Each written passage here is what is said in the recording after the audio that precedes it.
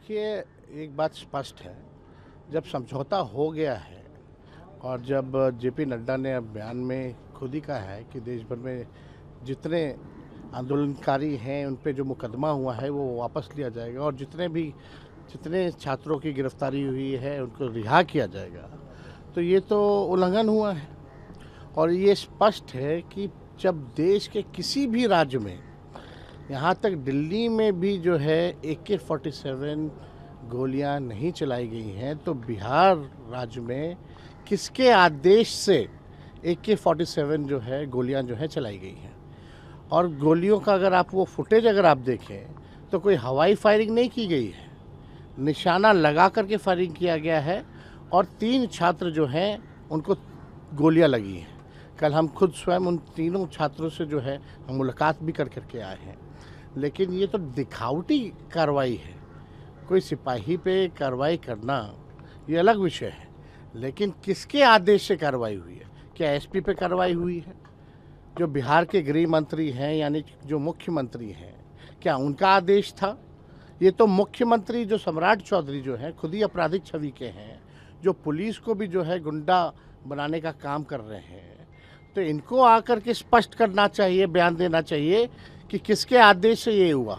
और हम तो इसकी न्यायिक जांच की मांग करते हैं और अविलंब जो समझौता जब हो गया तो बिहार में या कई अनेक राज्यों में जो है गिरफ्तारियां अभी भी हैं। परिजनों को भी नहीं पता कि उनके बच्चे कहाँ हैं। अभी निर्दोष लोगों को भी उठा करके जो है जेल में डाला जा रहा है। हम तो चाहेंगे कि बिहार सरकार स्पष्ट करे किन किन छात्रों को हिरासत में लिया गया है, क्या क्या धाराएं लगाई गई हैं, ये सार्वजनिक करना चाहिए बिहार सरकार को। और अगर आज शाम तक जो है अगर ये लोग वापस नहीं लेते हैं मुकदमे और रिहा नहीं करते हैं छात्रों को, तो हम लोग जो है बड़ा आंदोलन हम लोग करने का काम करेंगे। लेकिन आप देखिएगा देश में एक से एक बड़े बड़े आंदोलन हुए हैं, लेकिन आज तक AK-47 गोलियां जो है नहीं चलाई गई। कल को जिस प्रकार से किसानों को ये NDA सरकार ने ठगने का काम किया, आज छात्रों को जो है ये ठगने का काम कर रहे हैं। तो इन पे कोई विश्वास नहीं कर रहा कि समझौता के बाद भी अगर इस तरह का बर्ताव हो रहा है, गोलियां चलाई जा रही हैं, हिरासत में लिया जा रहा है, तो ये तो लोगों को ठगने की बात है। लोग अपने अधिकार के लिए आ रहे हैं। नीट पेपर जो लीक हुआ, जो छात्रों का भविष्य बर्बाद हो रहा है, ये उस वजह से लोग जो है सड़कों पर आकर के प्रदर्शन लोगों ने किया है। लेकिन कल को कोई डॉक्टर प्रदर्शन करे, इंजीनियर प्रदर्शन करे, जज प्रदर्शन करे, तो पुलिस जिसके मन में आएगा उसको गोली चला देगा। कल को मंत्री हो, MLA हो, वो सड़क पे जाए तो उसको भी गोली मार के चला देगा। ये कहाँ का न्याय है? तो हम लोग इसकी न्यायिक जांच की मांग करते हैं और मुख्यमंत्री को स्पष्ट करना चाहिए खुद आकर के, क्योंकि गृह मंत्रालय उनके हाथ में है, कि किसके आदेश पे चला, क्या घटना हुई, ये स्पष्ट करनी चाहिए और पूरा ब्यौरा देना चाहिए कि कितने छात्रों की गिरफ्तारी हुई है, क्या क्या धाराएं लगाई गई हैं और उनके परिजनों को सूचित किया गया कि नहीं किया गया। ये बड़ा मामला है, गंभीर मामला है। 15-16 साल के बच्चों को आप जो है AK-47 चला रहे हैं, ये कैसा देश बनाना चाह रहे हैं ये भाजपा के लोग? तेजस्वी जी, अगर लाठी चार्ज भी होता है तो कहीं ना कहीं ऊपर से आदेश होता है। यहाँ तो AK-47 चला, तो आपको लग रहा है कि बिना आदेश का AK-47? देखिए, एक बात स्पष्ट है, भीड़ को नियंत्रित करने का एक प्रॉपर प्रोटोकॉल होता है। उस प्रोटोकॉल को क्या इन लोगों ने माना है, नहीं माना? हमने पहले भी कहा कि आज तक इतने बड़े आंदोलन हुए हैं, कभी भी AK-47 का इस्तेमाल नहीं किया, वो भी सीधे एंगल दे करके। तो ये तो बहुत ही गंभीर मामला है। और जब अपराधी छवि के, जिसके ना नाम पे ना जिसके काम पर वोट मिला, वैसा व्यक्ति अगर बिहार का मुख्यमंत्री बनता है, तो आप समझ सकते हैं कि क्या बिहार की स्थिति हो गई है।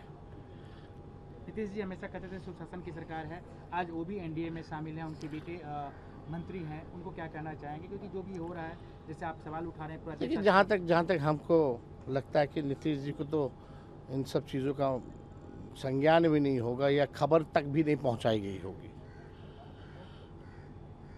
ये एक मामला है कि भाई जो लोग भी सत्ता में हैं, 21 साल से आप सत्ता में हैं, लगातार पेपर लीक हो रहा है। हमने तो बिहार विधानसभा में कई बार पेपर लीक के बारे में, चाहे पुलिस बहाली का हो, चाहे बीपीएससी का हो, चाहे नीट का हो, हम लोगों ने उठाया। ये सरकारी लीक है। जो अपराधी हैं उन पे कार्रवाई नहीं की जाती।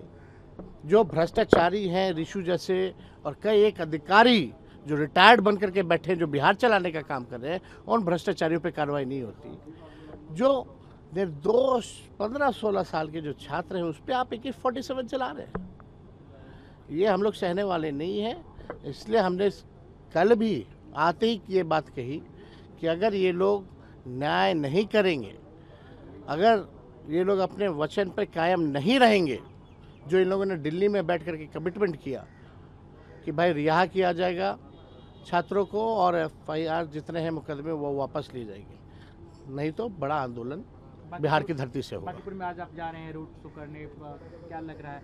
जिस तरीके से आरोप लग रहे हैं कि जीविका दीदी फिर से काम कर रही है, मतलब अपोजिशंस लगा रहे हैं, आज आप भी जा रहे हैं। देखिए आप जान ही रहे हैं, तो टूल बना दिया गया है।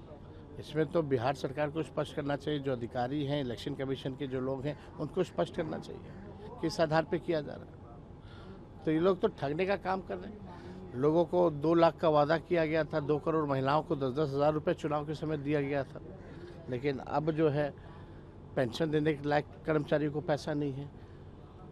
जो स्थिति है 1,90,000 कब दोगे, इसकी अभी कोई गारंटी नहीं है। बिहार में पैसे की बहुत बात आ रही है कि मतलब कई डिपार्टमेंट है, RCD, RWD, इन सब में पैसे नहीं है। कुछ सरकार को इन भ्रष्टाचारियों ने, दलालों ने बिहार का खजाना साफ कर गए हैं। कई भ्रष्टाचारी जो रिटायर्ड अधिकारी हैं, जो गैंग है उनका, और जो संरक्षण देने वाले जो मंत्री हैं, ये सब लोगों ने बर्बाद कर दिया बिहार को।